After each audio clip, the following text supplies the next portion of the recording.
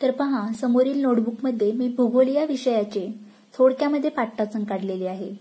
परंतु पाठवाचन कशा प्रकारे काढावे किंवा लेसन नोट्स कशा प्रकारे राईट डाऊन कराव्यात ह्या मी तुम्हाला या व्हिडिओमधून सविस्तरपणे स्पष्ट करणार आहे. तर फर्स्ट पेजवर आपण पाहूयात. आशय विश्लेषण, उद्दिष्टे व स्पष्टीकरण आणि अध्यापन व साहित्य अशा प्रकारचे 3 कॉलम आहेत. तर त्यातील फर्स्ट कॉलम मध्ये आशय विश्लेषण म्हणजे कंटेंट लिहायचं आहे. म्हणजे तुम्ही जो काही पाठ शिकवणार आहात त्या पाठातील जो काही आशय आहे तो कंटेंट आशय हा फर्स्ट कॉलम मध्ये लिहायचा आहे.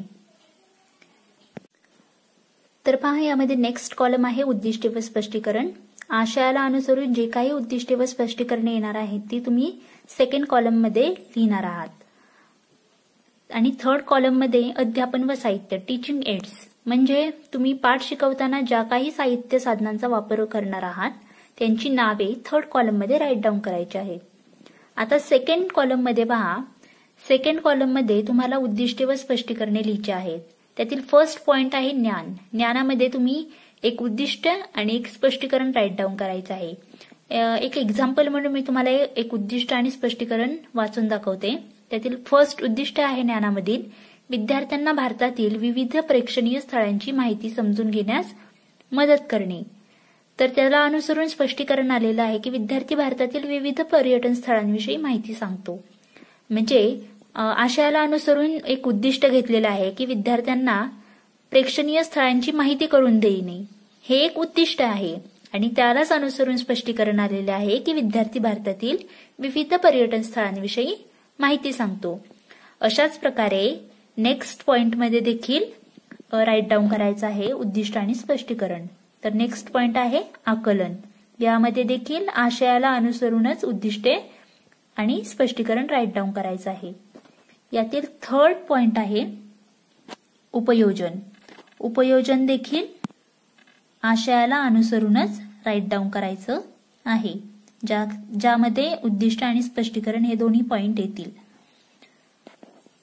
थर्ड कॉलम आहे अध्यापन साहित्य म्हणजे टीचिंग एड्स. यामध्ये तुम्ही पाठ शिकवताना जे काही यूज करणार आहात, फॉर एक्झाम्पल जॉग्राफी आहे की जॉग्राफी विषय आहे, मग त्यामध्ये तुम्ही भूगोल गोलचा वापर करू शकता, आलेख, आकृती, नकाशे यांचा वापर करू शकता. या जे काही साहित्यांचा वापर तुम्ही करताल त्याचे नावे ह्या थर्ड कॉलम मध्ये राईट डाऊन करायचे आहेत.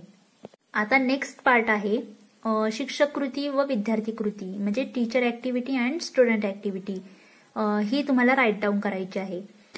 तर या 2 पार्टमध्ये ही लेसन नोट राईट डाऊन करताना तुम्हाला फर्स्ट ऑफ ऑल 5 पायऱ्यांचा वापर करायचा आहे. त्या आहेत प्रस्तावना, हेतुकथन, विषय विवेचन, समारोप, मूल्यमापन आणि उपयोजन. या 5 पायऱ्यांचा वापर करून ही लेसन नोट राईट डाऊन करायची आहे. तर फर्स्ट आहे प्रस्तावना. यामध्ये शिक्षक विद्यार्थ्यांना पूर्वज्ञानावर प्रश्न विचारून प्रस्तावना करतात. 1, 2, 3, 4 जे काही प्रश्न विचारतील त्यावर विद्यार्थ्यांचा जो काही रिस्पॉन्स येईल तो विद्यार्थी कृतीमध्ये राईट डाऊन करायचा आहे.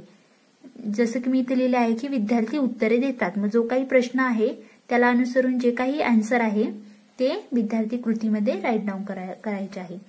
हेतुकथनामध्ये शिक्षक पाठाविषयी थोडक्यात जी काही सुरुवातीला माहिती सांगतील ती राईट डाऊन करायची आहे आणि शिक्षक पाठाचे नाव फलकावर लिहितात.